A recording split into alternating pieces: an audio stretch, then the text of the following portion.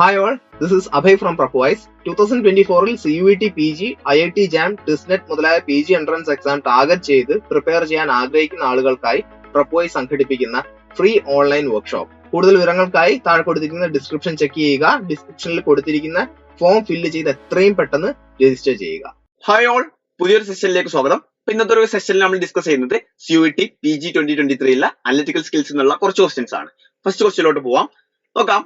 If Kumar is brother of Renu, Prasanna is the sister of Kumar, Tannu is the brother of Soumya, and Soumya is the daughter of Renu, what is the relationship between Kumar and Tannu? അപ്പോൾ നോക്കാം. If Kumar is brother of Renu, Kumar രേണുവിന്റെ brother ആണ്. Next, Prasanna is sister of Kumar. Okay, Prasanna is sister of Kumar. Prasanna എന്താണ്? കുമാറിന്റെ sister ആണെന്നാണ് പറയുന്നത്. Next, Tannu is brother of Soumya. Tannu is brother of Soumya and Soumya is daughter of Renu. Soumya is daughter of Renu. അങ്ങനെയാണെങ്കിൽ what is the relationship between Kumar and Tannu? കുമാറും അതുപോലെ തന്നെ തെന്നും തമ്മിലുള്ള relation എന്താന്നുള്ളതാണ്. ഇവിടെ നിങ്ങൾ നോക്കുന്ന സമയത്ത് ഇവിടെ രേണു മദർ ആയിക്കോട്ടെ അതുപോലെ തന്നെ ഫാദർ ആയിക്കോട്ടെ, അത് നമുക്ക് വിഷയമല്ല. നമ്മുടെ മദറിന്റെയോ അല്ലെങ്കിൽ ഫാദറിന്റെയോ ബ്രദർ ആണ് തീർച്ചയായിട്ടും ആര്? തെന്നുവിന്റെ മദറിന്റെയോ അല്ലെങ്കിൽ ഫാദറിന്റെയോ ബ്രദർ ആണ് തീർച്ചയായിട്ടും കുമാർ. നമ്മുടെ മദറിന്റെയോ അല്ലെങ്കിൽ ഫാദറിന്റെയോ ബ്രദർ നമ്മൾ എന്താ വിളിക്കുക? അങ്കിൾ എന്നാണ് വിളിക്കുക. അപ്പൊ അങ്കിളും അതുപോലെ തന്നെ നേരെ തിരിച്ചു നോക്കുന്ന സമയത്ത് ഇവിടെ കുമാറിന്റെ ബ്രദർ ഓർ സിസ്റ്റർ ആയിക്കോട്ടെ, അവരുടെ മകനാണ് തീർച്ചയായിട്ടും തന്നു എന്ന് പറയുന്നത്. നമ്മുടെ ബ്രദറിന്റെയോ അല്ലെങ്കിൽ സിസ്റ്ററിന്റെയോ മകൻ നമ്മൾ വിളിക്കുന്നത് എന്താണ്? നെഫ്യൂ എന്നുള്ളതാണ്. ആ രീതിയിൽ നോക്കുന്ന സമയത്ത് ഓപ്ഷൻ 1 ആണ് നമ്മുടെ റൈറ്റ് ആൻസർ ആയിട്ട് വരുന്നുണ്ടാവുക. നെക്സ്റ്റ് ക്വസ്റ്റ്യനിലോട്ട് നമ്മൾ പോവാം. If banana is known as butter, butter is known as soap, next soup is known as honey. അപ്പൊ അവിടെ ക്വസ്റ്റ്യൻ ശ്രദ്ധിക്കാം. Then which of the following will be used for washing cloth? നമ്മൾ cloth wash ചെയ്യാൻ വേണ്ടിട്ട് ഉപയോഗിക്കുന്ന സോപ്പാണ് അല്ലെ. അപ്പൊ നമുക്ക് എന്തായാലും ക്വസ്റ്റ്യനിൽ സോപ്പ് ഈസ് നോൺ ആസ് എന്ന് പറയുന്ന ഓപ്ഷൻ ആണ് നമുക്ക് മാർക്ക് ചെയ്യേണ്ടത്. പക്ഷെ ഇവിടെ നമ്മൾ നോക്കുന്ന സമയത്ത് banana is known as butter, okay, butter is known as soap, okay, അതും ഓക്കെ ആണ്. പക്ഷെ നമുക്ക് ബട്ടർ ആൻസർ ചെയ്യാൻ പറ്റില്ല, കാരണം സോപ്പ് ഈസ് നോൺ ആസ് എന്ന് പറയുന്ന ആ ഒരു ഓപ്ഷൻ ആണ് നമുക്ക് എന്ത് ചെയ്യേണ്ടത്? മാർക്ക് ചെയ്യേണ്ടതായിട്ടുള്ളത്. പക്ഷെ ഇവിടെ നോക്കാം, ഇവിടെ സൂപ്പ് എന്നാണ് പറയുന്നത്. അതൊരു ടൈപ്പോ എറർ ആണ് എന്ന് നമുക്ക് ആശിക്കാം. അതായത് എല്ലാം ഉണ്ടെങ്കിൽ നമുക്ക് അതിന് കറക്റ്റ് ആൻസർ പറയാൻ വേണ്ടി കഴിയില്ല, കാരണം നമുക്ക് ക്വസ്റ്റ്യനിൽ ആൻസർ ഇല്ല. അപ്പൊ അതൊരു ടൈപ്പോ എറർ ആണെങ്കിൽ അത് ഇങ്ങനെയായിരുന്നു വരേണ്ടത്. ഓക്കെ, അപ്പൊ അത് സോപ്പ് എന്നാണെങ്കിൽ നമുക്ക് എന്തായിരിക്കും നമ്മുടെ ആൻസർ? ഹണി എന്നായിരിക്കും നമ്മുടെ answer. Soap is known as honey എന്നുള്ള ആ രീതിയിലാണെങ്കിൽ, ഇപ്പൊ ക്വസ്റ്റ്യനിൽ നിങ്ങളുടെ പേപ്പറിൽ ഇങ്ങനെയായിരുന്നു, സൂപ്പ് എന്നായിരുന്നു. അപ്പൊ നമുക്ക് എന്ത് ചെയ്യാൻ പറ്റില്ല, അത് കറക്റ്റ് ആക്കിയിട്ട് മാർക്ക് ചെയ്യാൻ വേണ്ടി പറ്റില്ല. അതൊരു ടൈപ്പോ എറർ ആണെന്ന് വിചാരിച്ചിട്ട് നമുക്ക് എന്ത് ചെയ്യാൻ പറ്റും? ഹണി എന്നുള്ളത് മാർക്ക് ചെയ്യാനേ കഴിയുള്ളൂ. ഓക്കെ, നെക്സ്റ്റ് ക്വസ്റ്റ്യനിലോട്ട് നമ്മൾ പോവാണ്. Vidushi remember that her husband's birthday is after 19th but before 22nd December. അപ്പോൾ 19th ശേഷമാണ് ബട്ട് 22nd മുമ്പാണ്. അങ്ങനെയാണെങ്കിൽ 20th ആവാം, 20th ഡിസംബർ ആവാം, 21st ഡിസംബർ ആവാം. 22 ആവാൻ പറ്റില്ല, കാരണം 22 മുമ്പാണെന്നാ പറയുന്നത്. മുമ്പ് അല്ലെങ്കിൽ ശേഷം എന്ന് പറയുമ്പോൾ ആ ഒരു സ്പെസിഫിക് ടേമിന് നിങ്ങൾ എന്ത് ചെയ്യരുത്? അവിടെ കൗണ്ട് ചെയ്യാൻ വേണ്ടിയിട്ട് നിൽക്കരുത്. നെക്സ്റ്റ് പറയുന്നത്, where as her mother-in-law remembers that the birthday of her son is after 20th but before 24th. അവളുടെ മദർ-ഇൻ-ലോ റിമെമ്പർ ചെയ്യുന്ന അല്ലെങ്കിൽ ജസ്റ്റ് അവരുടെ മൈൻഡിലുള്ളത് എന്താണ്? അദ്ദേഹത്തിന്റെ മകന്റെ ബർത്ത്ഡേ, അതായത് വിദുഷിന്റെ ഹസ്ബൻഡിന്റെ ബർത്ത്ഡേ ആണ്. എന്നാണെന്നാണ് ഓൾമോസ്റ്റ് 20 ജൂണിന്റെ ശേഷമാണ്, പക്ഷെ 24ന് മുമ്പാണ്. അപ്പൊ എന്തായിരിക്കാം? 21 ആയിരിക്കാം, 22 ആയിരിക്കാം, 23 ആയിരിക്കാം. അങ്ങനെയാണെങ്കിൽ ഇഫ് ബോത്ത് ആർ റൈറ്റ്, രണ്ടുപേര് പറയുന്നത് ശരിയാണെങ്കിൽ വിദുഷിയുടെ ഹസ്ബൻഡിന്റെ ബർത്ത്ഡേ എന്നായിരിക്കും. അപ്പൊ രണ്ടിലും കൂടി കോമൺ ആയിട്ട് വരുന്നത്, രണ്ടാളുടെ ഓർമ്മയും കൂടി കോമൺ ആയിട്ട് വരുന്നത് 21th മാത്രമാണ്. 21st ഡിസംബറിലായിരിക്കും വിദുഷിയുടെ husband ജനിച്ചിട്ടുണ്ടാവുക. നെക്സ്റ്റ് ക്വസ്റ്റ്യനിലോട്ട് നമ്മൾ പോവാണ്. സ്റ്റേറ്റ്മെന്റ് നോക്കുക. Irregularity is a cause for failure in UPSC examination. അതായത് റെഗുലർ അല്ലാതിരിക്കുക എന്നുള്ളതാണ് മെയിൻ ആയിട്ട് UPSC എക്സാമിലെ ഒരു മെയിൻ ഫെയിലിയറിനുള്ള കാരണം എന്നാണ് അവിടെ പറയുന്നത്. Okay, irregularity. Okay, next, some regular students fail in examination. അവിടെ പറയുന്നുണ്ട് റെഗുലർ ആയാൽ മാത്രം പോരാ, അതായത് എല്ലാ റെഗുലർ സ്റ്റുഡൻസും പാസ് ആവണം നിർബന്ധമില്ല. അതാണ് അവിടെ മെയിൻ ചെയ്യുന്നത്. അതായത് കുറച്ച് റെഗുലർ സ്റ്റുഡൻസും എന്ത് ചെയ്യുന്നുണ്ട്? എക്സാമിൽ പാസ് ആവുന്നുണ്ട്. എന്നാൽ പാസ് ആയിട്ടുള്ള എല്ലാ സ്റ്റുഡൻസും എന്ത് തന്നെയാണ്? റെഗുലർ തന്നെയാണ്. ആ ഒരു കാര്യം തീർച്ചയായിട്ടും അവിടെ നിന്ന് എന്ത് ചെയ്യുന്നുണ്ട്? മീൻ ചെയ്യുന്നുണ്ട്. അങ്ങനെയാണെങ്കിൽ ഫസ്റ്റ് കൺക്ലൂഷനിലോട്ട് നമുക്ക് വരാം. All successful students are not regular. അങ്ങനെ അവിടെ തീർച്ചയായിട്ടും പറയുന്നുണ്ടോ? ഇല്ല. All successful students are regular എന്നാണെങ്കിൽ നമുക്കത് കറക്റ്റ് ആയി കൊടുക്കാമായിരുന്നു. ഇവിടെ നോട്ട് റെഗുലർ എന്നാണ് പറയുന്നത്. ഇറഗുലാരിറ്റി ആണ് ആ ഒരു തോൽവിക്ക് മെയിൻ കോസ് എന്ന് അവിടെ പ്രത്യേകം എടുത്തു പറയുന്നുണ്ട്. അപ്പൊ ആ ഒരു കാര്യം എന്താണ്? ഫസ്റ്റത്തെ കൺക്ലൂഷൻ തീർച്ചയായിട്ടും തെറ്റാണ്. നെക്സ്റ്റ് പറയുന്നത്, all failed students are regular. ആണോ? ഒരിക്കലും അല്ല. ഇവിടെ ഇറഗുലാരിറ്റി ആണ് മെയിൻ റീസൺ. എല്ലാ റെഗുലർ സ്റ്റുഡൻസും നമ്മൾ പാസ്സാവുന്ന ഒരിക്കലും ഉറപ്പ് പറയുന്നില്ല. പക്ഷെ ഫെയിലിയറിന്റെ മെയിൻ റീസൺ എന്ന് പറയുന്നത് ഇറഗുലാരിറ്റി ആണെന്ന് പ്രത്യേകം പറയുന്നുണ്ട്. അതുകൊണ്ട് തന്നെ എല്ലാ ഫെയിൽഡ് സ്റ്റുഡൻസും റെഗുലർ സ്റ്റുഡൻസ് ആണെന്ന് പറയാൻ ഒരിക്കലും നമുക്ക് അവിടെ വകുപ്പില്ല. ആ രീതിയിൽ നോക്കുമ്പോൾ നൈദർ 1 nor 2 എന്നുള്ളതാണ് നമുക്ക് ഓപ്ഷനിൽ വരേണ്ടത്. സാധാരണ നമുക്ക് ഒരു സ്റ്റേറ്റ്മെന്റ് ആൻഡ് കൺക്ലൂഷൻ ഓപ്ഷനിൽ അങ്ങനെ തന്നെയാണ് ഓപ്ഷൻ കൊടുക്കാറുള്ളത്. നിങ്ങളിവിടെ ഓപ്ഷൻ നോക്കുന്ന സമയത്ത് either 2 follows.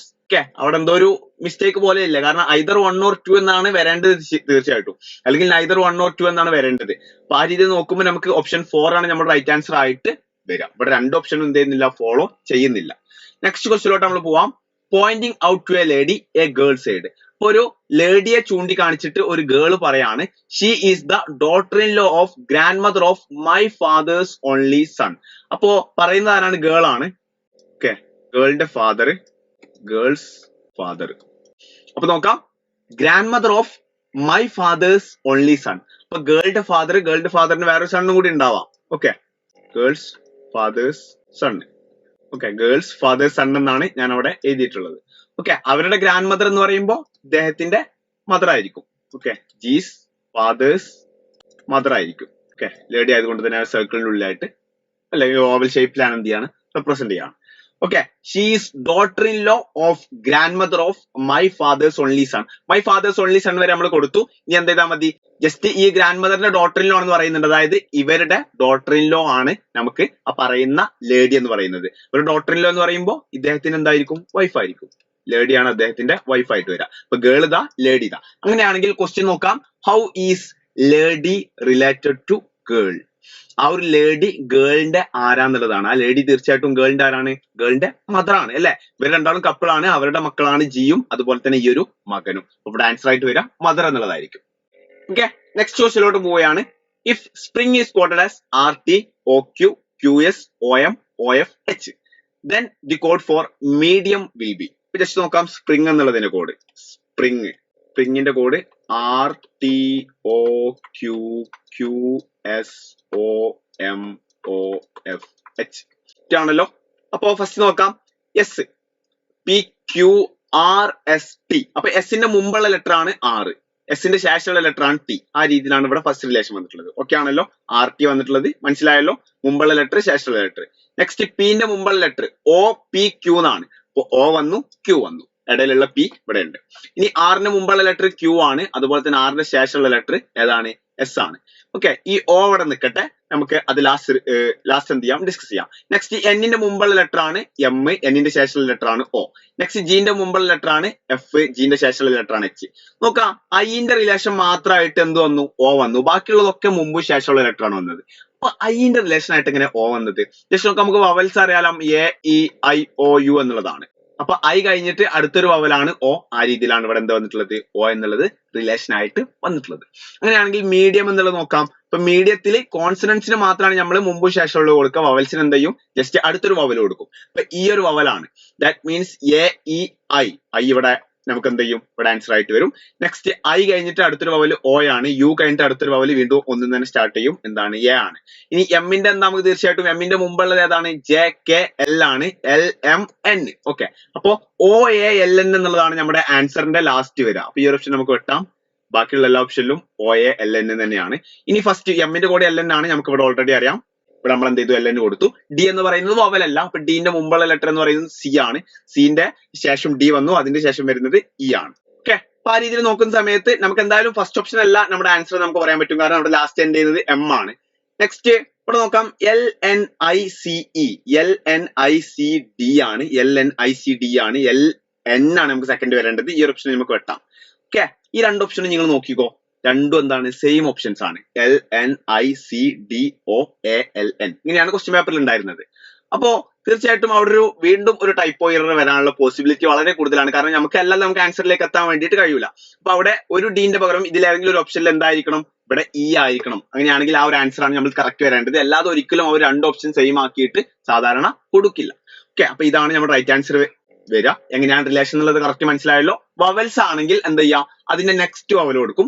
കോൺസണന്റ് ആണെങ്കിൽ അതിന്റെ മുമ്പുള്ള ലെറ്ററും അതിന്റെ ശേഷമുള്ള ലെറ്ററും ജസ്റ്റ് എന്ത് ചെയ്യും, കൊടുക്കും.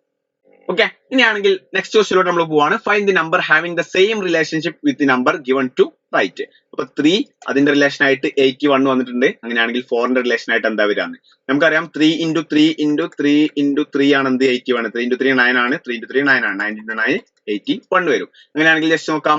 4/4 അല്ലെങ്കിൽ 3/4 ആണ് അവിടെ റിലേഷൻ വന്നത്. ഇവിടെ 4/4 നമുക്ക് എടുത്താൽ മതി. 4 into 4 അതായത് 16 into 16 വരും. 16 into 16 അല്ലെങ്കിൽ 16ന്റെ സ്ക്വയർ എന്ന് പറയുന്നത് 256 ആണ്. ചെയ്തിട്ടുണ്ട്. നമുക്ക് ഓൾറെഡി ഓപ്ഷൻ ഉണ്ട്. അതുകൊണ്ട് തന്നെ നമുക്ക് റൈറ്റ് ആൻസർ ആയിട്ട് കൊടുക്കാൻ വേണ്ടി പറ്റും.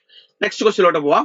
The position of how many digits in the number 6 9 1 2 3 4 5 will remain unchanged after the digits are arranged in ascending order within the number. അപ്പൊ എന്ത് ചെയ്യാണ് ഈ ഒരു ടേം അസെൻഡിങ് ഓർഡറിൽ അറേഞ്ച് ചെയ്യണം. അങ്ങനെ അറേഞ്ച് ചെയ്യുന്ന സമയത്ത് 1 2 3 4 5 6 9 ഈ ഒരു രീതിയിലാണ് നമ്മൾ അസെൻഡിങ് ഓർഡറിൽ അറേഞ്ച് ചെയ്യുക. അങ്ങനെയാണെങ്കിൽ എത്ര എണ്ണം അതിന്റെ ഒറിജിനൽ പൊസിഷനിൽ നിന്ന് മാറാതെ വരുന്നുണ്ട് എന്നുള്ളതാണ്. ഇവിടെ 1ന്റെ പൊസിഷൻ മാറിയിട്ടുണ്ടല്ലോ. ഇവിടെ 3rd പൊസിഷൻ ആയിരുന്നു. ഇവിടെ ഫസ്റ്റ് പൊസിഷനിലേക്ക് വന്നു. 2 മാറിയിട്ടുണ്ട്. 3 മാറിയിട്ടുണ്ട്. 4 മാറിയിട്ടുണ്ട്. 5 മാറിയിട്ടുണ്ട്. 6 മാറിയിട്ടുണ്ട്. 9 മാറിയിട്ടുണ്ട്. എല്ലാ ടേംസും അല്ലെങ്കിൽ എല്ലാ നമ്പേഴ്സും എന്ത് ചെയ്തിട്ടുണ്ട് അവരുടെ പൊസിഷന് മാറിയിട്ടുണ്ട്. ആ രീതിയിൽ നോക്കുമ്പോൾ 0 എന്നുള്ളത് നമുക്ക് മാർക്ക് ചെയ്യാൻ വേണ്ടി പറ്റും. എത്ര എണ്ണം അങ്ങനെ മാറാത്തത് ഉണ്ട് എന്നുള്ളതാണ് ചോദിച്ചിട്ടുള്ളത്. ഇവിടെ എല്ലതും എന്ത് ചെയ്തിട്ടുണ്ട് മാറിയിട്ടുണ്ട്. ആ രീതിയിൽ ഓപ്ഷൻ 1 നമുക്ക് ആൻസർ ചെയ്യാം. നെക്സ്റ്റ് ക്വസ്റ്റ്യനിലോട്ട് പോവാം. Decide which of the argument is a strong argument and which is a weak argument. തന്നിരിക്കുന്നതിൽ സ്ട്രോങ്ങും അതുപോലെ തന്നെ വീക്കും ആയിട്ടുള്ള ആർഗ്യുമെന്റ്സ് ഏതൊക്കെയാണെന്നാണ് ചോദിച്ചിട്ടുള്ളത്. അപ്പൊ സ്റ്റേറ്റ്മെന്റ് പറയുന്ന കാര്യത്തിലേ ഉള്ളൂ. Should India support all the international policies of Russia? India റഷ്യയുടെ എല്ലാ ഇന്റർനാഷണൽ പോളിസീസും സപ്പോർട്ട് ചെയ്യണോ എന്നുള്ളത് ഒരു ക്വസ്റ്റ്യൻ പോലെയാണ് തീർച്ചയായിട്ടും സ്റ്റേറ്റ്മെന്റ് പറയുന്നത്. ഓക്കെ, ഫസ്റ്റ് ആർഗ്യുമെന്റ് പറയുന്നത് yes this is the only way to gain access to Russia developmental funds. അപ്പൊ ഇങ്ങനെ സപ്പോർട്ട് ചെയ്താൽ മാത്രമാണ് റഷ്യ ഡെവലപ്മെന്റ് ഫണ്ട്സിലേക്കുള്ള ആക്സസും മറ്റു കാര്യങ്ങളൊക്കെ നമുക്ക് കിട്ടുള്ളൂ. അതായത് മോണിറ്ററി സപ്പോർട്ട് അങ്ങനെ കിട്ടുള്ളൂ എന്നുള്ളതാണ് മെയിൻ ആയിട്ട് അവിടെ മീൻ ചെയ്യുന്നത്. പക്ഷെ നമുക്ക് എല്ലാ പോളിസിനെയും ബ്ലൈൻഡ് ആയിട്ട് അങ്ങനെ സപ്പോർട്ട് ചെയ്യാൻ പറ്റും? തീർച്ചയായിട്ടും കഴിയില്ല. നമുക്ക് കൃത്യമായ അനാലിസും മറ്റു കാര്യങ്ങളും നടത്തിയിട്ട് മാത്രമേ ഒരു മോണിറ്ററി സപ്പോർട്ട് മാത്രം തരുന്നു എന്ന് കരുതി നമുക്ക് എല്ലാ പോളിസീസിനെയും ബ്ലൈൻഡ് ആയിട്ട് തീർച്ചയായിട്ടും സപ്പോർട്ട് ചെയ്യാൻ വേണ്ടി കഴിയില്ല. അതുകൊണ്ട് തന്നെ ഫസ്റ്റ് ആർഗ്യുമെന്റ് എന്താണ്? വീക്ക് ആണ്. ഓക്കെ, അപ്പൊ നമുക്കത് എന്ത് ചെയ്യാൻ പറ്റില്ല, നമുക്ക് ചെയ്യേണ്ട ആവശ്യമില്ല. നെക്സ്റ്റ് പറയുന്നത് no many other powerful countries do not support the same. അപ്പോ മറ്റ് പല പവർഫുൾ കൺട്രീസും എന്ത് ചെയ്യുന്നില്ല, അത് സപ്പോർട്ട് ചെയ്യുന്നില്ല എന്നാണ് പറയുന്നത്. മറ്റു പല കൺട്രീസും സപ്പോർട്ട് ചെയ്യുന്നില്ല എന്നുള്ള റീസൺ മാത്രം കരുതിയിട്ട് നമ്മൾ എന്ത് ചെയ്യാതിരിക്കണ്ട, സപ്പോർട്ട് ചെയ്യാതിരിക്കാനുള്ള വാലിഡ് ആയിട്ടുള്ള ഒരു റീസൺ അല്ല. അവർക്ക് മറ്റു പല റീസൺസ് ഉണ്ടായിരിക്കാം മേ ബി. അപ്പൊ അതും എന്തല്ല, ഒരു സ്ട്രോങ് ആയിട്ടുള്ള ഒരു ആർഗ്യുമെന്റ് അല്ല. ആ രീതിയിൽ നോക്കുമ്പോൾ neither 1 or 2 is strong എന്നുള്ളത് നമുക്ക് മാർക്ക് ചെയ്യാൻ വേണ്ടി പറ്റും. നെക്സ്റ്റ് ക്വസ്റ്റ്യനിലോട്ട് നമ്മൾ വരികയാണ്. In A certain code language mother is written as QDGSNL and then how is tiger written in that code? അപ്പൊ നോക്കാം മദർ എങ്ങനെയാ കോഡ് ചെയ്തിട്ടുള്ളതെന്ന്. Mother QDGSNL. ഓക്കെ, അപ്പൊ ഞാൻ ജസ്റ്റ് ന്യൂമറിക്കൽ വാല്യൂ എടുക്കുകയാണ്. 13 15 20 8 5 6 18. നെക്സ്റ്റ് 12 14. നെക്സ്റ്റ് ST 19 ആണ്. ഇവിടെ 7 വന്നു. ഇവിടെ 4. ഇവിടെ 17. ഓക്കെ, ഇവിടെ ഡയറക്റ്റ് നോക്കുമ്പോൾ യാതൊരുവിധ റിലേഷനും ഇല്ല. പക്ഷെ ജസ്റ്റ് നോക്കാം, ഇവിടെ ലാസ്റ്റ് ലെറ്ററും ഇവിടുത്തെ ഫസ്റ്റും നോക്കാം. ഇവിടെ 18 വന്നു, ഇവിടെ 17 വന്നു. That means -1.